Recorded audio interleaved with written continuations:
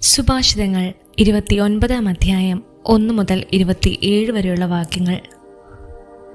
കൂടെ കൂടെ ഗുണദോഷിക്കപ്പെട്ടിട്ടും മർക്കടമുഷ്ടി പിടിക്കുന്നവൻ രക്ഷപ്പെടാനാവാത്ത തകർച്ചയിൽ പെട്ടെന്ന് പതിക്കും.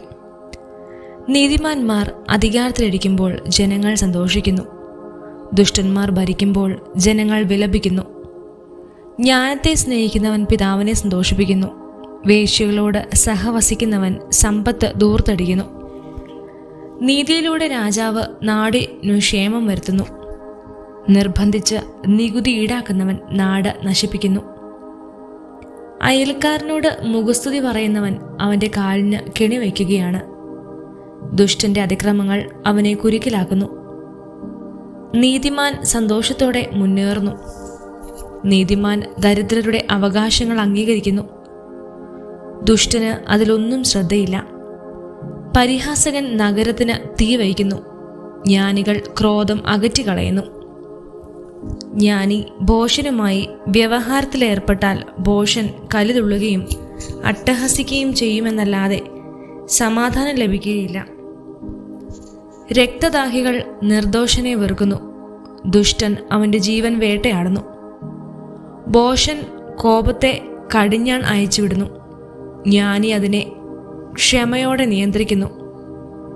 ഭരണാധിപൻ അസത്യത്തിന് ചെവി കൊടുത്താൽ സേവകർ ദുഷ്ടരായിത്തീരും.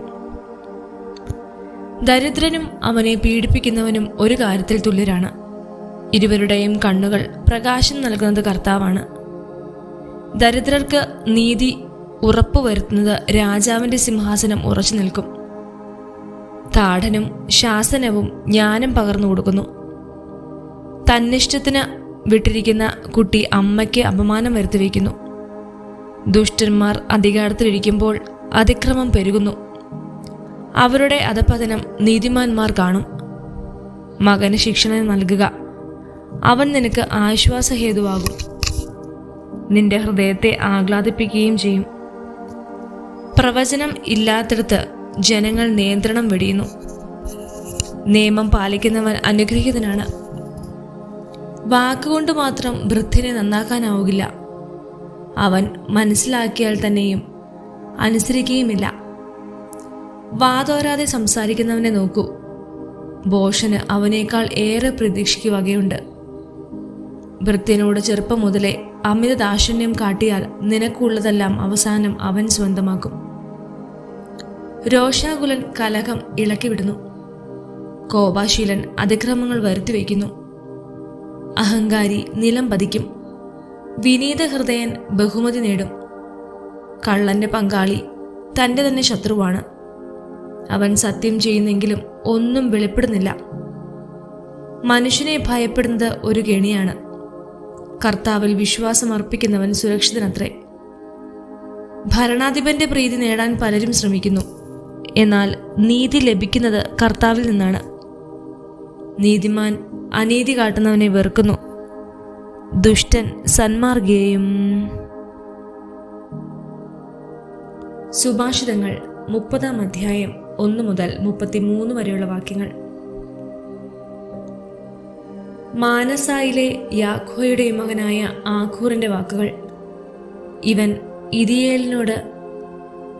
ഇദിയേലിനോടും യൂഖാലിനോടും പറയുന്നു, മനുഷ്യനെന്ന് കരുതാനാവാത്ത മൂഢനാണ് ഞാൻ. മനുഷ്യന്റെ ബുദ്ധിശക്തി എനിക്കില്ല. ഞാൻ ജ്ഞാനം അഭ്യസിച്ചിട്ടില്ല. പരിശുദ്ധനെക്കുറിച്ചുള്ള അറിവ് എനിക്കില്ല. സ്വർഗത്തിലേക്ക് കയറുകയും ഇറങ്ങുകയും ചെയ്യുന്നത് ആര്? കാറ്റിനെ മുഷ്ടിയിൽ ഒതുക്കുന്നത് ആര്? സമുദ്രങ്ങളെ വസ്ത്രത്തിൽ പൊതിഞ്ഞ് വച്ചിരിക്കുന്നത് ആര്? ഭൂമിയുടെ അതിരുകൾ ഉറപ്പിച്ചതാര്? അവൻ്റെ പേരെന്ത്? അവൻ്റെ പുത്രൻ്റെ പേരെന്ത്? തീർച്ചയായും നിനക്കറിയാമല്ലോ. ദൈവത്തിൻ്റെ ഓരോ വാക്കും സത്യമെന്നളിയുന്നു. തന്നെ അഭയം പ്രാപിക്കുന്നവർക്ക് അവിടുന്ന് കവചമാണ്. അവിടുത്തെ വാക്കുകളോട് ഒന്നും കൂട്ടിച്ചേർക്കരുത്. അങ്ങനെ ചെയ്താൽ അവിടുന്ന് നിന്നെ കുറ്റപ്പെടുത്തും. നീ നുണയനാവുകയും ചെയ്യും. 2 കാര്യങ്ങൾ ഞാൻ അങ്ങയോട് അപേക്ഷിക്കുന്നു. മരണം വരെ എനിക്ക് അവ നിഷേധിക്കരുതേ. അസത്യവും വ്യാജവും എന്നിൽ നിന്ന് അകറ്റി നിർത്തണമേ. ദാരിദ്ര്യമോ സമൃദ്ധിയോ എനിക്ക് തരരുതേ. ആവശ്യത്തിന് ആഹാരം തന്ന് എന്നെ പോറ്റണമേ. ഞാൻ സമൃദ്ധിയിൽ അങ്ങേ അവഗണിക്കുകയും കർത്താവ് ആരെന്ന് ചോദിക്കുകയും ചെയ്തേക്കാം. ദാരിദ്ര്യം കൊണ്ട് മോഷ്ടിച്ച് ദൈവനാമത്തെ നിന്ദിക്കുകയും ചെയ്തേക്കാം. ഭൃത്തിനെക്കുറിച്ച് യജമാനോട് അപവാദം പറയരുത്. അങ്ങനെ ചെയ്താൽ അവൻ നിന്നെ ശപിക്കുകയും നീ കുറ്റക്കാരനായി കരുതപ്പെടുകയും ചെയ്യും. പിതാവിനെ ശപിക്കുകയും മാതാവിന് നന്മ നേരാതിരിക്കുകയും ചെയ്യുന്നവരുണ്ട്. നിർദോഷരെന്ന് ഭാവിക്കുകയും മാലിന്യം കഴുകി കളയാതിരിക്കുകയും ചെയ്യുന്നവരുണ്ട്. കണ്ണുകളിൽ ഗർവം മാറ്റി നിൽക്കുന്ന ചിലരുണ്ട്. വാളും കത്തിയും പോലുള്ള പല്ലുകൾ കൊണ്ട് ദരിദ്രരെ അഗതികളെയും കടിച്ചു തിന്നുന്ന ചിലരുണ്ട്. കണ്ണട്ടയ്ക്ക് 2 പുത്രിമാരുണ്ട്. തരിക തരിക എന്ന് അവർ മുറവിളി കൂട്ടുന്നു. ഒരിക്കലും തൃപ്തിയടയാത്ത 3 കാര്യങ്ങളുണ്ട്. 4 കാര്യങ്ങൾ ഒരിക്കലും മതി എന്ന് പറയുന്നില്ല. പാതാളം, വന്യമായ ഉദരം, വെള്ളം കൊതിക്കുന്ന ഭൂമി, മതിവരാത്ത അഗ്നി.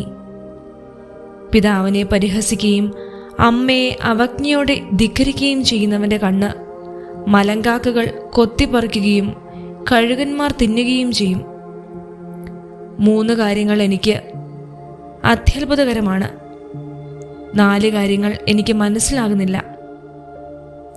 കഴുകന്റെ ആകാശത്തിലൂടെയുള്ള പാത, സർപ്പത്തിന്റെ പാറയിലൂടെയുള്ള വഴി, കപ്പലിന്റെ സഞ്ചാരപഥം, കന്യകയോടുള്ള യുവാവിന്റെ പെരുമാറ്റം. വ്യഭിചാരിണിയുടെ രീതി ഇതാണ്. അവൾ വിശപ്പടപ്പി മുഖം തുടച്ചുകൊണ്ട് പറയുന്നു, ഞാനൊരു തെറ്റും ചെയ്തില്ല. 3 കാര്യങ്ങൾ ഭൂമിയെ വിറകൊള്ളിക്കുന്നു. 4 കാര്യങ്ങൾ അസഹ്യമാണ്. രാജാവായി ഉയർന്ന അടിമ, മൃഷ്ടന് ഭോജനം കഴിച്ച ഭോഷൻ, സ്നേഹിക്കപ്പെടാത്ത ഭാര്യ, യജമാനത്തിയുടെ സ്ഥാനം അപഹരിച്ച ദാസി.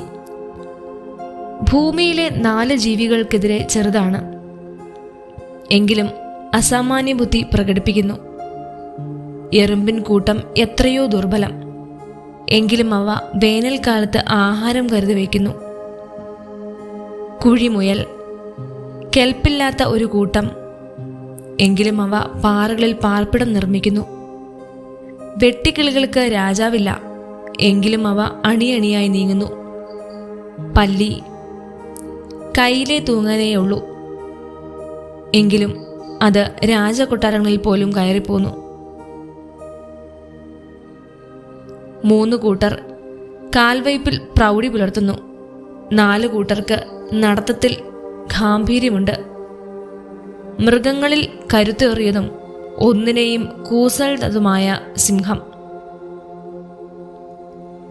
ഞെളിഞ്ഞു നടക്കുന്ന പൂവൻകോഴി, മുട്ടാട്, സൈന്യങ്ങളെ നയിക്കുന്ന രാജാവ്. നീ നിന്നെ തന്നെ പുകഴ്ത്തിക്കൊണ്ട് ഭോഷത്വം കാട്ടുകയോ തിന്മയ്ക്ക് കളമൊരുക്കുകയോ ചെയ്യാത്തവനാണെങ്കിൽ നിശബ്ദത പാലിക്കുക. എന്തെന്നാൽ പാല് കടഞ്ഞാൽ വെണ്ണ കിട്ടും, മൂക്കിനടിച്ചാൽ ചോര വരും, കോപം ഇളക്കിവിട്ടാൽ കലഹമുണ്ടാകും.